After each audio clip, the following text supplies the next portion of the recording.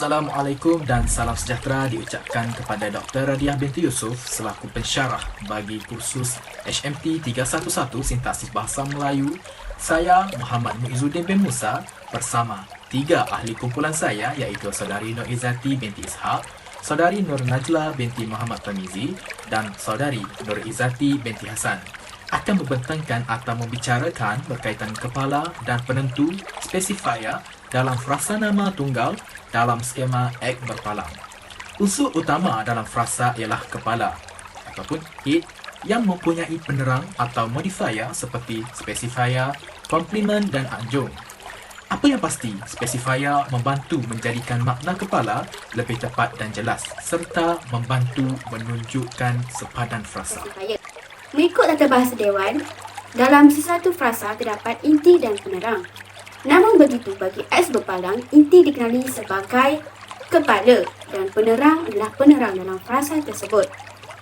Kepala atau head boleh mempunyai penerang, iaitu seperti spesifier atau modifier yang mana menunjukkan sesuatu perkara mengawal frasa itu.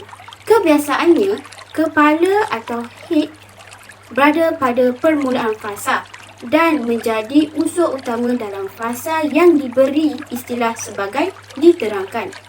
Spesifier atau penentu pula boleh membantu memberi maksud dan makna kepala lebih tepat dan jelas serta boleh menunjukkan sepadan unit frasa. Misalnya, qualifier. Qualifier ialah apa-apa yang menunjukkan bilangan.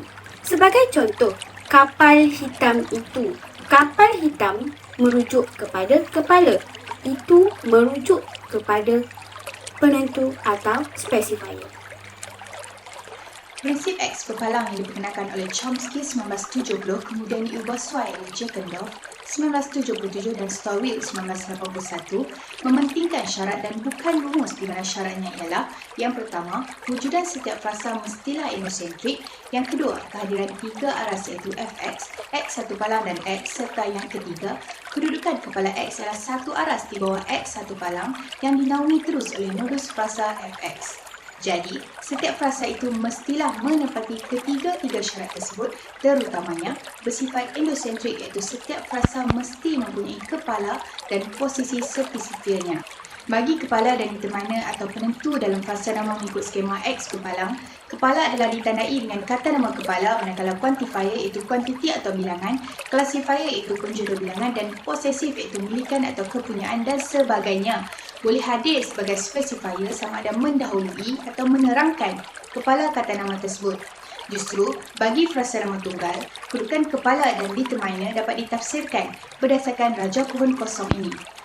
Di mana raja pohon kosong ini menunjukkan ketiga-tiga syarat bagi teori X berpalang dipenuhi di samping menjelaskan kedudukan kepala dan spesifier atau penentu sebagai determiner dalam frasa nama tunggal. Raja pohon yang telah dibina pada bahagian sebelum ini, terdapat data atau frasa yang boleh dijadikan sebagai contoh dengan menggunakan frasa nama tunggal.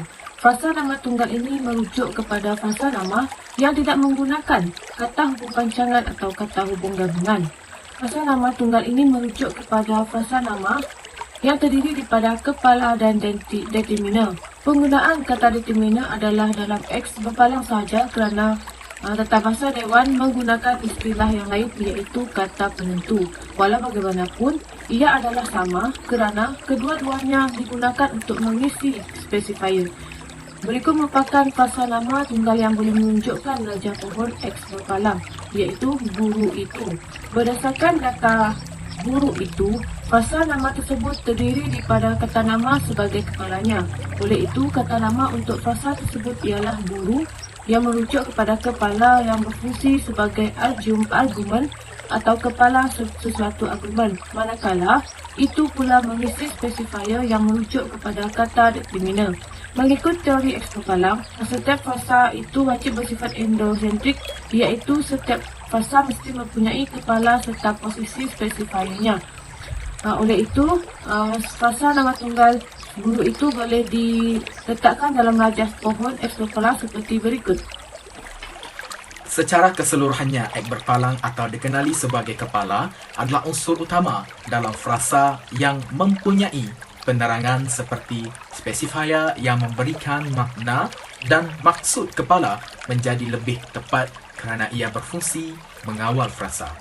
Penentu atau spesifier iaitu quantifier, kuantiti atau bilangan, classifier, penjodoh bilangan, dan position atau posisif miliki kepunyaan dalam aspek binaan frasa nama tunggal yang menduduki posisi yang unik dalam teori hek berpalang.